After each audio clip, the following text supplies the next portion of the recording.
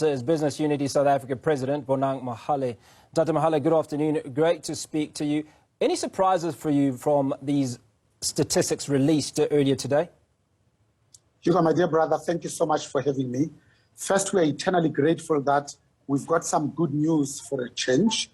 The second consecutive quarter that we have notched a positive GDP growth, which means officially we are out of the recession, especially at the time that we're getting onto the global stage for all the negative reasons, with the highest unemployment rate in the world, the highest inequality in the world, the highest failure rate of SMEs in the world, and indeed, even though we spend 10 times more on education than most African countries, we have the worst educational outcomes in the world. So it is absolutely fantastic to have a bit of good news. I'm hoping that we can build on this good news to erase the collective trauma that we felt during the 2 weeks of looting in July, my dear brother. Transport and communication up 6.9%, agriculture 6.2%. How do you see us bolstering these two areas, if you will? I think, first of all, let's accept that we've been helped by a commodity super cycle.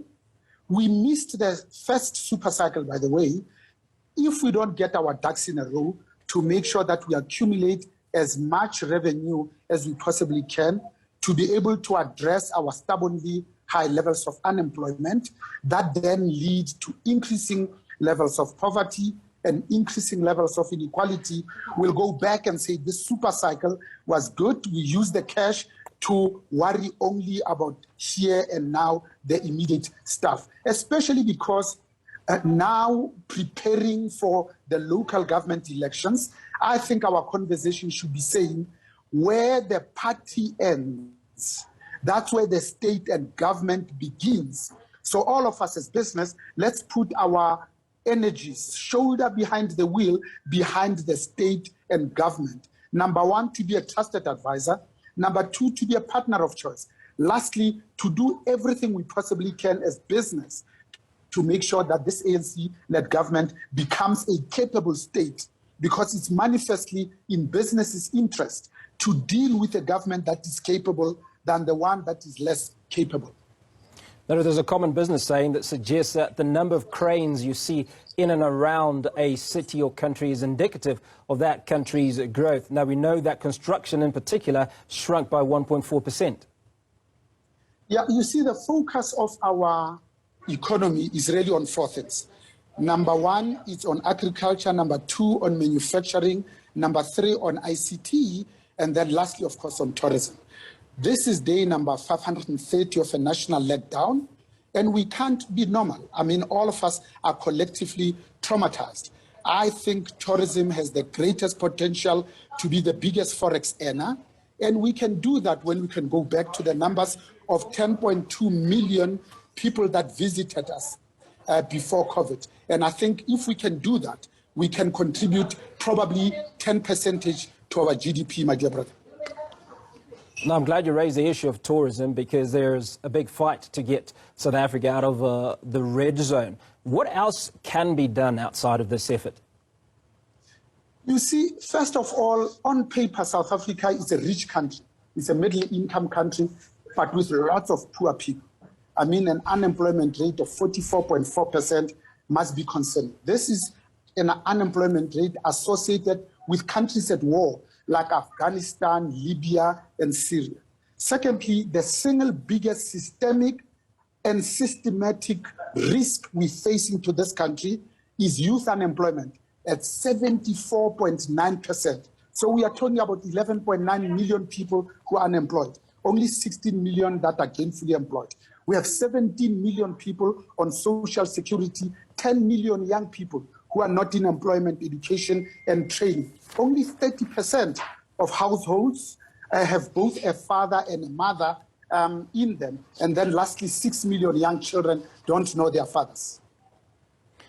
Now, one of the things you talked about was the promotion of South Africa as a suitable investment destination in an article that I read. And you said that's an increasingly difficult proposition at the moment. Very difficult, Hugo, my dear brother, because if you think about it, we're just putting our arms around the 9 years of state capture, where we stole 1.5 trillion South African rands in 5 years.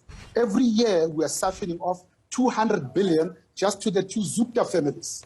As if that's not enough, we were in a recession. We are now coming out of it.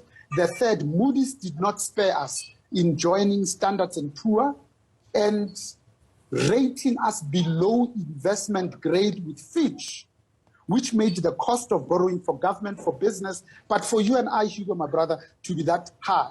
So when the pandemic came, it found us prostrate, face down, absolutely finished, and there was very little that we can do. Now we put the fifth layer on top of that, where we have now cut our own nose to spite our own face. I mean, by the 19th of July, my brother, we had already lost more than 350 lives. I mean, this is catastrophic. We had already destroyed more than 150,000 jobs. As if that's not enough, 5,000 informal traders have been decimated. 148 schools have been banned. 40,000 businesses affected. We forget that in a mall, 90% of the people are small and medium enterprises. We had 140 ATMs vandalized. We stole 120 million South African rands and 200 shopping centers, probably 45,000 businesses that were affected. We have taken this country back 20 years, Hugo, my dear brother. Now, you've recently gotten into office. I suppose the question would be, what are some of those key areas that you will focus on? So number one, we have been consistent by saying business demands regulatory certainty and policy stability, and for government to get out of the way. What we demand as business, number one, is ethical leadership, it's total and absolute transparency, and then lastly, this notion of final accountability. Ntate Mohale, thank you so much for your time. President of BUSA speaking to us regarding those GDP figures that were announced earlier on.